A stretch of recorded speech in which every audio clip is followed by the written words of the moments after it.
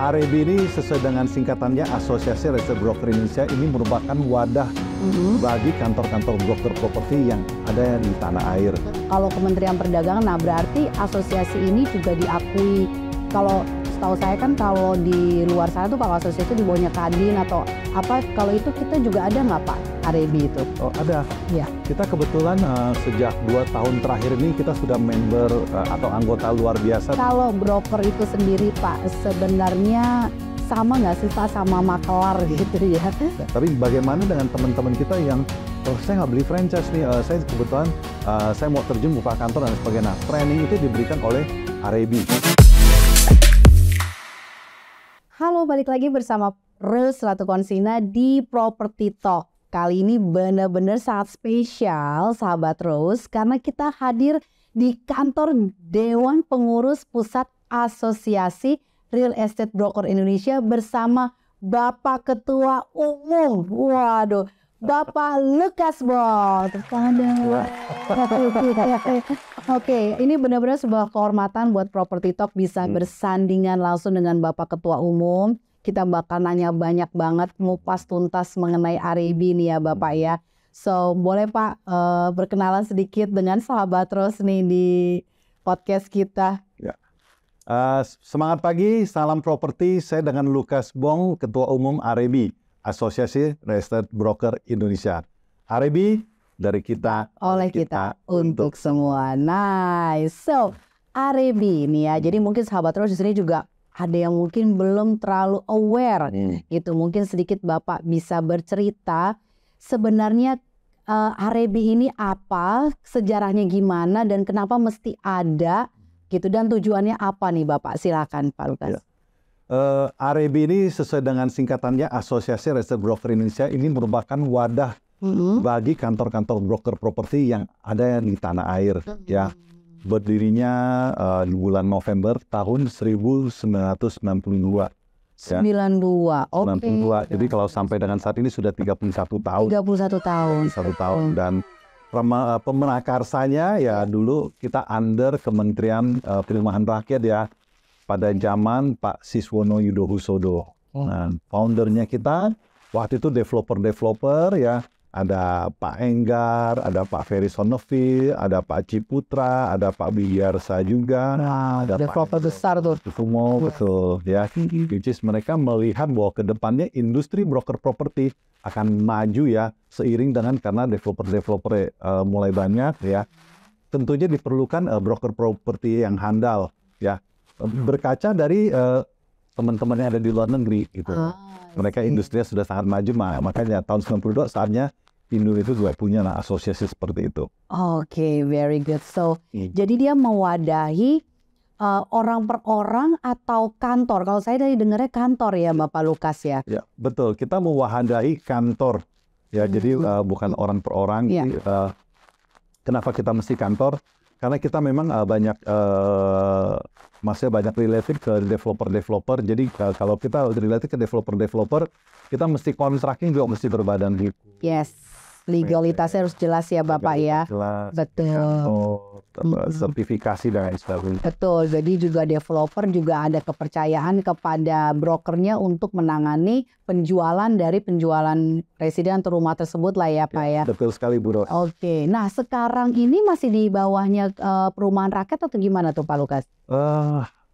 Seiring perkembangan zaman, karena kita tuh lebih ke arah jasa perdagangan properti ya. Jadi kita under Kementerian Perdagangan. Oh, sekarang Kementerian Perdagangan. Betul. Karena lebih ke arah jasanya ya. Betul. Oke. Kalau Kementerian Perdagangan, nah berarti asosiasi ini juga diakui.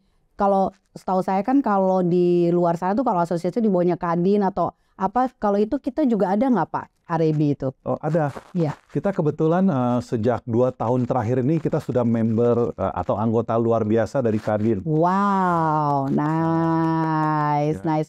Emang Pak Ketum udah berapa lama Pak jadi? Kalau saya jadi ketua umum ya sudah periode kedua atau tepatnya sudah tahun kelima ini. Tahun kelima, jadi dilanjutkan atau mesti berapa periode? Ini sudah 2 periode, jadi cukup 2 periode.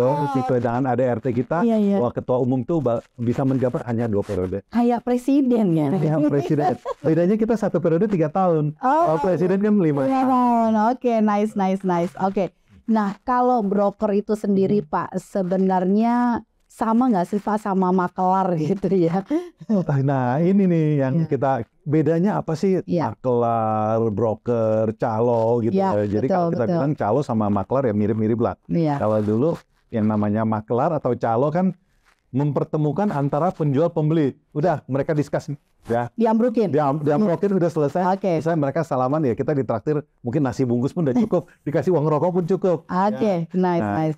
Kalau kita saat ini kita Iya. disebut broker properti itu beda. Jadi kita sebelum mempertemukan antara penjual dan pembeli, si penjual kita harus pastikan bahwa dia punya properti legalitasnya mesti jelas. Ya. Oke. Terus pihak pembeli pun kita sudah kasih tahu persyaratannya apa ya, dan nanti misalnya sampai terjadi transaksi apa yang harus dilakukan, Iya. dan kita juga mempertemukan mereka baru saat di notaris. Oke. Jadi betul-betul peran broker properti di sekarang ini lebih luas. Iya. Ya lebih luas dalam arti juga kita pastikan bahwa sertifikatnya juga aman, pembeli juga kita pastikan bahwa dananya juga tersedia. Oke. Jadi pada saat sama-sama ke notaris, pada saat penandatanganan akad atau AJB itu. AJB, Iya. semuanya bisa berjalan dengan lancar. Dengan lancar, dan itu peran broker tuh ada di situ ya Betul. Pak. Berarti dari A to Z ya Pak. Betul. Nah, bagaimana seorang Pak Lukas ini memastikan seluruh broker kita nih tersertifikasi atau gimana nih? Ya.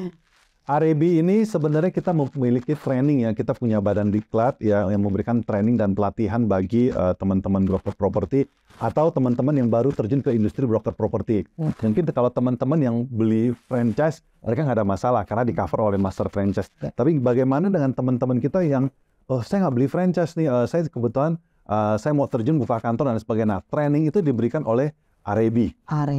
Dan setelah itu juga kita saat ini kita sedang menggodok dengan Kementerian Perdagangan dan tentunya dengan teman-teman di LSP bahwa setiap insan properti yang mau terjun jadi broker properti wajib sertifikasi. Sertifikasi yang bagaimana Pak? Mungkin sahabat Rose pengen tahu nih, yang disebut sertifikasi yang terverified oleh Kementerian Perdagangan itu seperti apa sih gitu? Kalau kita di industri otomotif atau nyetir kendaraan di jalan ya itu SIM lah. Nah, kalau kita di industri broker properti kurang lebih ada sertifikat atau kita sebut mungkin license lah, ya license. Seperti halnya kalau kita ke negara-negara tetangga, nggak usah jauh-jauh, mungkin Singapura, Malaysia itu wajib tuh. Semua broker properti wajib punya lisensi. Apa tujuannya Pak? Kalau di SIM polisi ngecek karena dia udah bisa nyetir. Betul. Nah, terus kalau di REB sendiri tujuannya membuat sertifikasi itu atau terverifikasi itu apa Pak? Sebenarnya sebelum masuk ke sertifikasi, sebenarnya kan tadi saya bilang bahwa kita ada pelatihan. Nah di situ pelatihan tuh semacam kayak seperti pendidikan ya. Jadi di training gimana caranya jadi broker properti, syarat-syaratnya apa sih, dan apa yang harus kita ketahui sebagai seorang broker properti yang profesional. Ya, kita tahu bahwa di industri broker properti itu melibatkan nilai atau transaksi yang besar ya. Jadi nggak ada yang uangnya cuma ratusan ribu atau cuma 1 juta 2 juta. Puluhan, ratusan, mungkin miliaran sampai puluhan miliar sampai ratusan miliar pun ada gitu loh. Jadi kita mesti memastikan bahwa teman-teman kita yang terjun di industri ini betul-betul profesional. Dan ini yang disebut bahwa itu ada sertifikasi, ibaratnya kalau kita sekolah ada ijazah. Ya, kalau kita ngambil SIM itu ada SIM-nya, ada license-nya. Nah, sama kalau di broker property itu memastikan bahwa yang bersangkutan itu kompeten sebagai seorang broker properti melayani si penjual maupun pembeli. Jadi sahabat Rose, artinya ketika seorang pembeli ataupun pemilik bertemu dengan orang-orang yang terkompeten, mereka bisa dipastikan mendapatkan servis yang lebih dong ya Pak. Betul. Tujuannya kan supaya mereka juga ditangani oleh agen yang profesional, nggak ya ada mafia-mafia atau apa gitu ya Pak ya. Betul sekali Bu Ros. Wow. Jadi nah kalau tadi kan kalau di REB itu sendiri kan perusahaan ya Pak. Tapi kalau yang tadi verified itu person per person atau perusahaan juga nih Pak Lukas? Nanti arah larinya lebih ke arah person to person. Oh nice. Tapi tentunya yang pemilik kantor, misalkan ada kantor yang menaungi beberapa agent properti atau person-person itu kan banyak ya. Tapi yang punya kantor biasanya cuma satu. Jadi yang punya kantor pun mesti sertifikasi juga. Jadi untuk manajemennya ada dan agentnya yang individual ini juga. Jadi ada sertifikasi untuk pemilik kantor. Betul. Dan ada sertifikasi untuk yang di lapangan agent property. Betul. Amazing, tepuk tangan dulu sahabat Rose. Jadi memang REB ini mempersiapkan industri properti, praktisinya itu ready ya untuk di lapangan ya Pak ya. Nice. Nah kalau komisi sendiri nih Pak, tapi sebelum masuk komisi nih pasti sahabat Rose juga penasaran. Jadi bedanya selain training nih Bapak ya gitu, kali aja sahabat Rose dia masih ragu-ragu. Bedanya selain training skill gitu, tidak menjadi anggota REB dan menjadi anggota REB, apalagi nih Pak keuntungannya? Keuntungannya ya, benefitnya ya. Yes. Sebenarnya dari kami ya, asosiasi kita memberikan payung hukum sebenarnya. Payung hukum yang dimaksud payung hukum itu jadi kalau misalnya ada dispute dengan konsumen, mungkin dispute dengan sesama kantor broker atau dispute dengan klien dan sebagainya, kita ada konsultasi hukum secara gratis ya. Jadi ya semoga sih tidak terjadi misalnya komisi nggak dibayar, servis sudah diberikan, transaksi sudah terjadi pada saat penagihan ternyata komisi nggak dibayar. Nah kita punya payung hukum untuk itu. Jadi kita ada perlindungan buat si agent properti itu. Ya. Penting sekali nih sahabat Rose, kebayang nggak udah capek-capek nganterin transaksi. Sampai serah terima, komisi nggak dibayar, itulah gunanya masuk REB karena ada payung hukum dan konsultasi secara gratis. Betul, ya itu baru satu. Gitu dong. Nah, menarik. Yang berikutnya tentunya kita memberikan wawasan tambahan ya buat teman-teman anggota REB. Wawasan tambahan itu maksudnya apa? Kita memberikan seperti seminar, ada training, ada pelatihan, itu semua kita berikan cuma-cuma. Atau kita berikan harga khusus kepada anggota-anggota kita. Ya, dan saat ini anggota REB ini ada 1.300 kantor tersebar di seluruh Indonesia di 14 provinsi. Jadi bisa dibayangkan kalau kita punya networking ya sebanyak 1.300 kantor ya. Bukan individu, ini kantor ya. Ya, kita bisa bayangkan bahwa networking kita begitu luas. Contoh hal yang termudah misalnya, kita punya konsumen yang mau cari properti, mungkin di Surabaya atau di Indonesia Timur lah, di Makassar atau di Sulawesi Utara, di Manado, atau bahkan kalau mau di Batam, Sumatera Utara dan sebagainya, itu jauh-jauh kan. Kita nggak perlu survei sana, kita bisa call teman kita yang terafiliasi dengan sebagai anggota REB, tinggal call aja, ya ada stok nggak barang seperti ini? Saya punya konsumen cari seperti itu, kita nggak perlu survei. Oh kalau memang ada, tolong kirimin saya data-data, dan itulah gunanya network. Yes, dan kalau di anggota REB berarti karena tersertifikasi mereka jadi ada standarnya. Ada standar. Nggak yang asal nabrak. Betul. Dia tahu ada kode etiknya. Ada kode etik. Nggak boleh main nyelak aja. Ya kan, proses bisnisnya jelas. Sehingga kita yakinkan lebih terpercaya ya Pak kalau kita bisa istilahnya kobrok bareng sesama anggota REB. Coba sahabat Rose, kenapa mesti nunggu? Langsung buruan daftar jadi anggota REB ya Bapak Lukas ya. Oke, nah sekarang ada lagi nggak Pak nih? Ada lagi nih biasanya saya teman nih kayak gini. Benefitnya banyak. Monggo saya juga minum nih. Kita tahu ya bahwa industri kita ini sebenarnya mulai dilirik oleh banyak broker-broker luar negeri. Wow, interesting. Broker luar negeri. Nah, kalau kita tidak ada sertifikasi, ini kita akan jadi empuk, maksudnya tidak ada benefit buat teman-teman broker properti di tanah air. Tapi sejak kita adakan sertifikasi, jadi kalau misalnya agent-agent luar mau pasarin properti di sini, bawa konsumen dari investornya dari luar, dia sini wajib kobrok dengan agent-agent lokal. Itu ada aturan mainnya. Kita sudah atur aturan mainnya. Mantap. Jadi mereka tuh nggak main ya, tapi mereka harus ibarat kalau lagi BKPM bikin investasi harus mengikut sertakan UMKM. Paling tidak ada partner lokalnya nih. Ada itu ya. Menarik itu. Hal ini terjadi kenapa? Ya kalau kita ya bawa investor kita mau bawa belanja di misalnya di properti di luar negeri di negara ASEAN, let's say bicara Malaysia atau Singapura atau Thailand, Vietnam, Kamboja, dan lain sebagainya, kita di sana tuh ditanya, punya nggak sertifikasi? Nah, kalau kita nggak bisa menunjukkan sertifikasi lokal negaranya, kita bisa ditangkap. Di negara pidana, betul. di negara Di negaranya, gitu. Oh, Ya. nah ini ngeri juga ya. Maksud Betul. hati mau cari cuan di negara tetangga, tapi yang ada ditangkap. Ditangkap, dendanya luar biasa, dan itu juga kita mesti berlakukan, kita harus proteksi terhadap industri broker properti di dalam negeri, Di negara, betul. negara kita. Betul. Jadi wajib, jadi buat teman-teman yang sertifikasi, Iya. jadi kita bisa kobrok dengan teman-teman agent yang dari luar negeri. Wah, apalagi Pak? Ya itu poin-poin sekilas dulu, itu yang paling penting ya.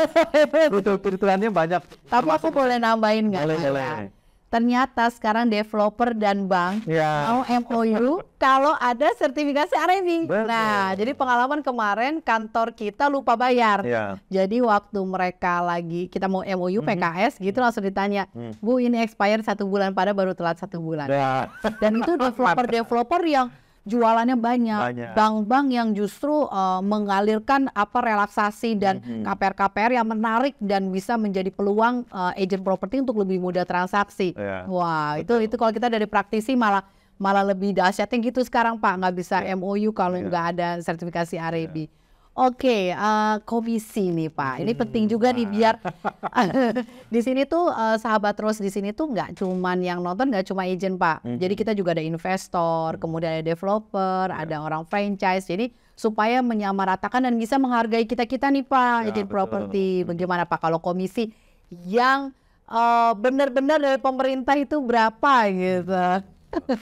Ya, sesuai dengan SK Menteri Kementerian Perdagangan. Oke. Sebenarnya komisi untuk jual beli ya itu minimum 2% Oke. sampai maksimum di 5%. 5%. 5%. Jual beli ya Pak. Jual beli. Ada tiringnya nggak Pak? Kalau transaksi sekian, komisi segini, atau memang langsung hantem aja dia sampai 5%? Ya, tidak ada tiring sih sebenarnya. Tapi umumnya tuh konsumen melihat bahwa wah kalau transaksi nilainya besar, ya tolonglah mungkin jangan di Jangan 5%. bisa 3%, 3%. 2,5%, ya. Betul. Ya itu ada spare untuk nego sebenarnya. Yes.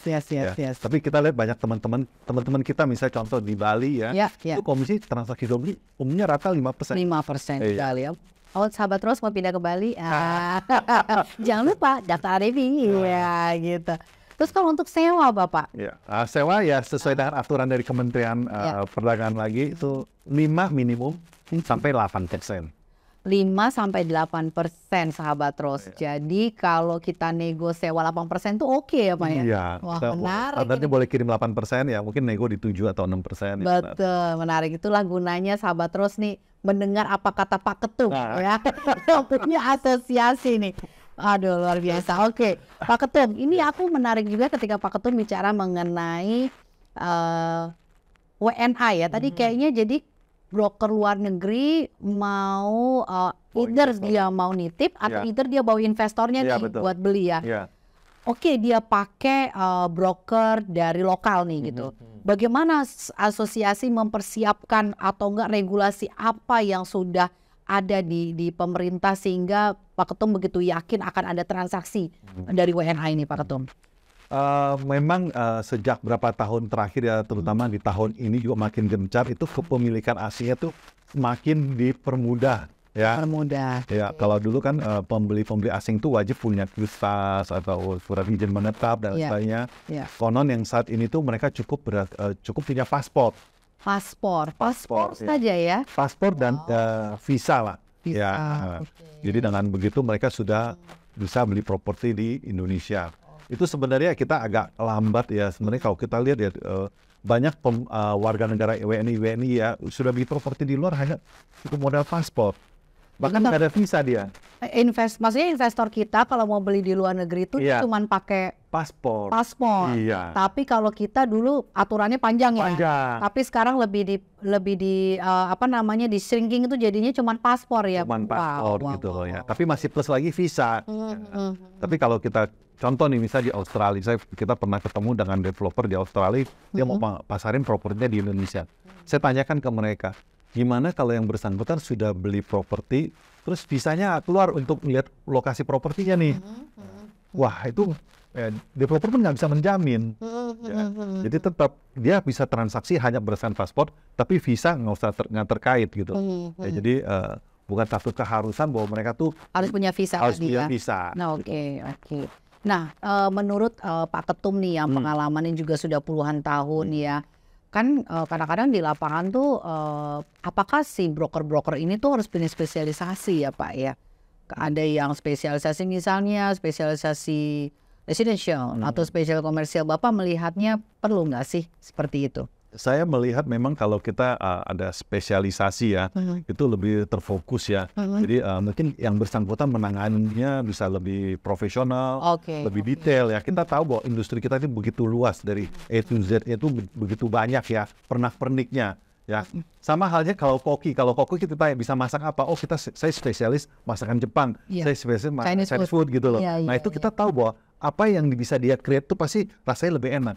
Nah sama halnya sebenarnya di industri kita melihat bahwa kalau misalnya ada agent property atau kantor broker property fokus bisa saya hanya tanganin yang komersil, saya hanya tanganin office leasing, saya hanya tanganin yang landed house dan sebagainya. Itu kita tahu bahwa dia bisa memberikan service yang lebih detail, yang lebih terfokus. Feelingnya juga dapat kali ya, ya karena biasa transaksi ruko dia tahu oh ini ruko cocok buat rumah makan nih, misalnya gitu ya. Yang rumah juga ibu cocok nih kalau ibu suka berjemur ya yang hadap timur. Betul. Dan selain itu kan kita juga sudah pada pemilahan.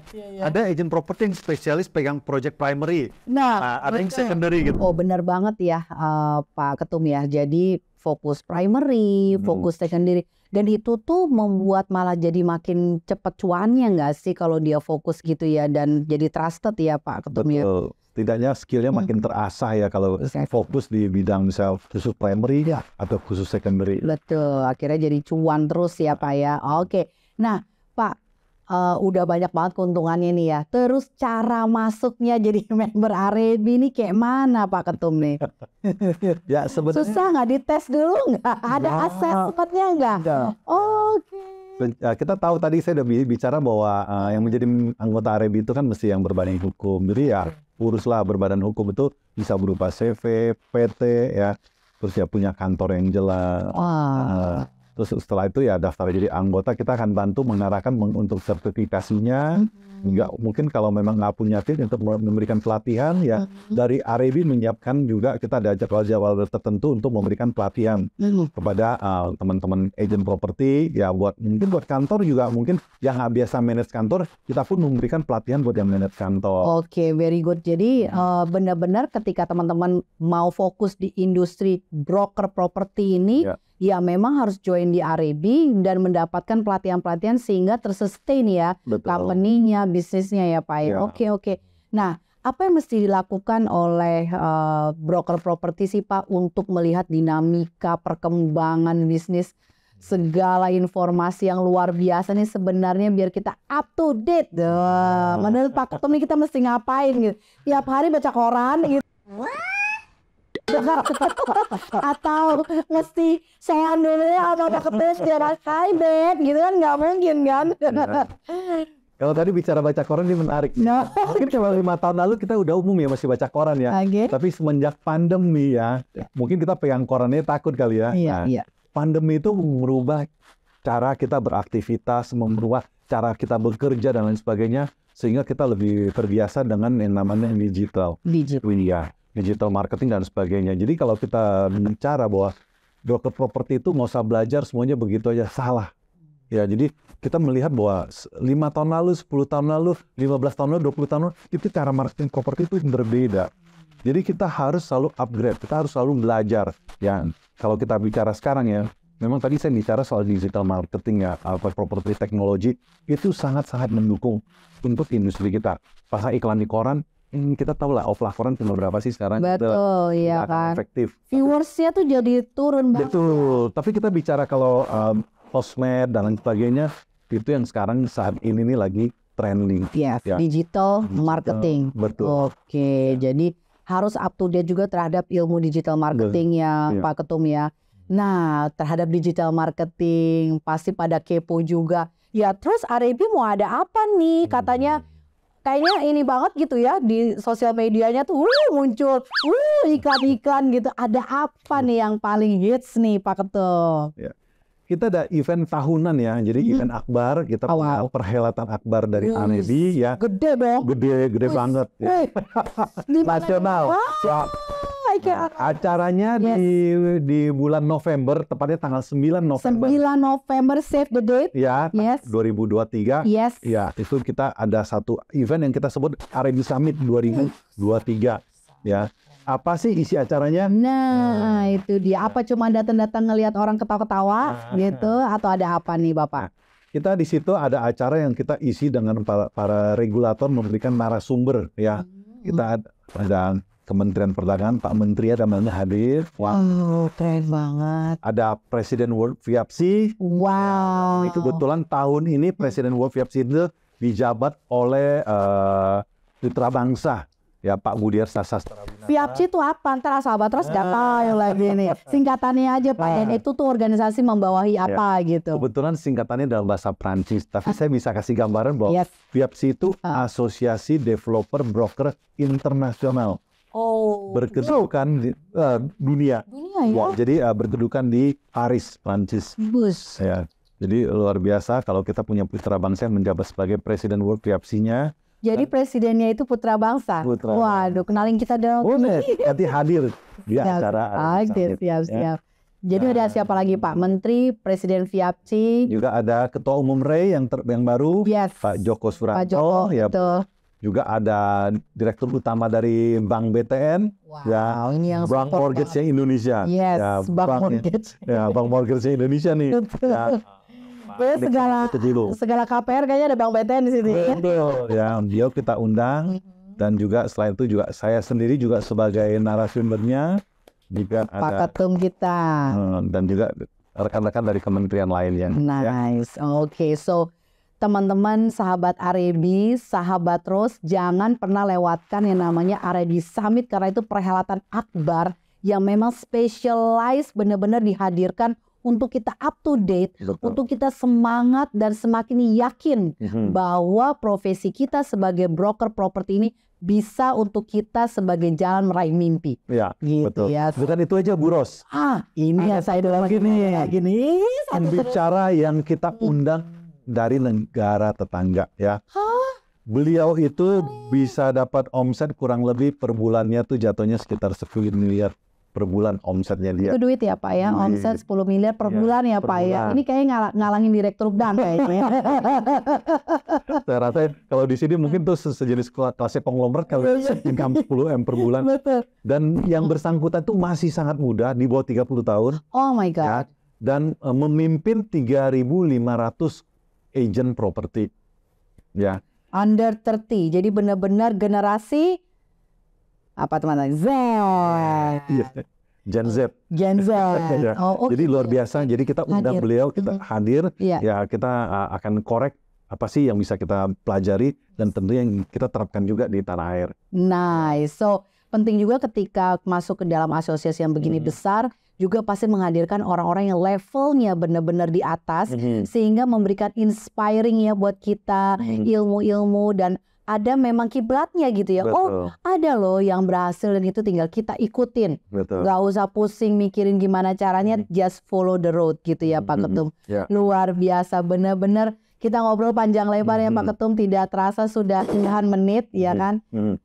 Kita ngobrol panjang lebar, tak terasa sudah puluhan menit kayaknya ya. Thank you banget atas waktunya. But before closing mungkin dari Pak Ketum ingin kasih pesan-pesan atau apa untuk sahabat Rose, silakan. Yang pasti jangan lupa hadir di R&B Summit ya. Ini Bu Ros juga akan kita undang sebagai MC-nya kita. Hadir ya. Juga kita ada hiburan-hiburan juga. Ada hadiah sepeda motor juga jangan lupa ya. Dan tentunya itu menjadi ajang dari income broker properti di tanah air yang terbesar. Benar. Thank you banget sahabat Rose. Berikut Property Talk kita dan kita akan sambung lagi ke Property Talk berikutnya dengan narasumber lainnya. Kita salam R&B dulu ya. Oke. Salam R&B dari kita, oleh kita, untuk semua. See you at the next Property Talk. Bye.